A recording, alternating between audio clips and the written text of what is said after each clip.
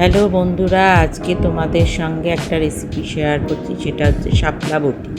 শাপলাটা আমি এরমভাবে কেটে নিয়েছি, আর এটা নুন মাখিয়ে দেখো নিচে জলটা পড়ে গিয়েছে। এবার আমি এখানে মিক্সিতে নিয়ে নিয়েছি কালো সর্ষে, সাদা সর্ষে, এটা মিক্সিতে পেস্ট করে নিই। আর দিয়ে দিচ্ছি নারকেল দেব, আর কাঁচা লঙ্কাটা এখানে নেওয়া হয়নি, কাঁচা লঙ্কাও দেবো, দিয়ে সেগুলো সব পেস্ট করে নিচ্ছি। এখানে দেখো প্রথমে শুকনো কুড়িয়ে নিয়েছি, তারপরে নারকেলও দিয়ে দিচ্ছি, কাঁচা লঙ্কাও দিয়ে দিচ্ছি। এবার এগুলোকে সামান্য জল দিয়ে ভালো করে পেস্ট করে নিচ্ছি। এই দেখো আমার পেস্ট করা হয়ে গেছে। এবার চলো কীভাবে কি করি সেটা তোমার দেখাই।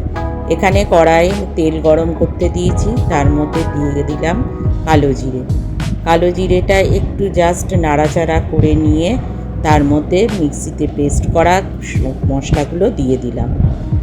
এগুলো দিয়ে ভালো করে এবার সেটাকে নাড়াচাড়া করতে হবে। নাড়াচাড়া করে তারপরে আমার শাপলাটা যাবে। একটু সামান্য ভালো করে নাড়াচাড়া করে নিই। এবার তার মধ্যে চলে যাবে লঙ্কা গুঁড়ো, হলুদ গুঁড়ো, লবণ, এগুলো সব একসঙ্গে দিয়ে দিলাম। তারপরে ভালো করে নাড়াচাড়া করে নিতে হবে।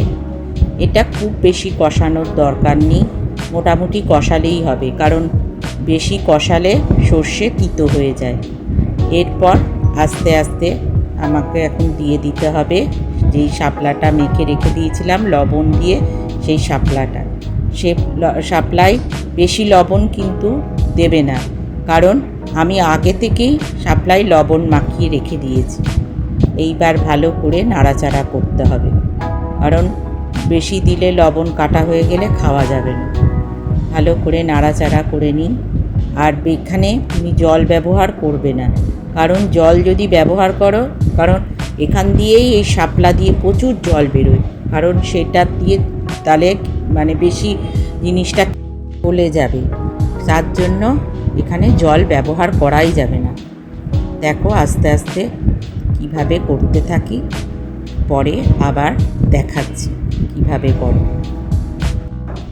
এবার জিনিসটা অনেকটাই হয়ে এসছে। এবার আমি দিয়ে দেবো চিনি যে যেমন স্বাদ মতো ব্যবহার করবে, কিন্তু এগুলো তো নিরামিষ রেসিপি, এগুলো একটু মিষ্টি মিষ্টি হলে ভালো লাগে। চিনি দিয়ে একটু নাড়াচাড়া করে নিয়ে তারপরে আবার চলে যাবে।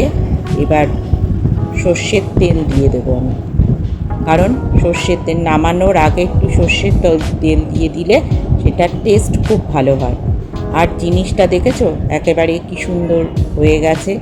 আর এখানে আমি এক ফোঁটাও জল ব্যবহার করিনি, দেখো জিনিসটা কি সুন্দর হয়ে গেছে। এইভাবে রেসিপিটা আমার শেষ হয়ে গেল।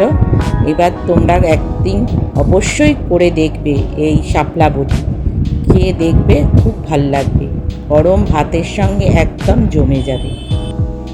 তো বন্ধুরা, মায়ের এই রেসিপিটা তোমাদের কেমন লাগলো আমাকে অবশ্যই কমেন্টের মাধ্যমে জানিও। তোমরা যদি আমার এই ভিডিওটা ইউটিউব থেকে দেখে থাকো তাহলে সাবস্ক্রাইব করে দিও, আর যদি ফেসবুক থেকে দেখে থাকো তাহলে ফলো করে দিও। আজকে এই পর্যন্ত, আবার দেখা হবে তোমাদের সাথে নেক্সট ভিডিওতে। Bye bye.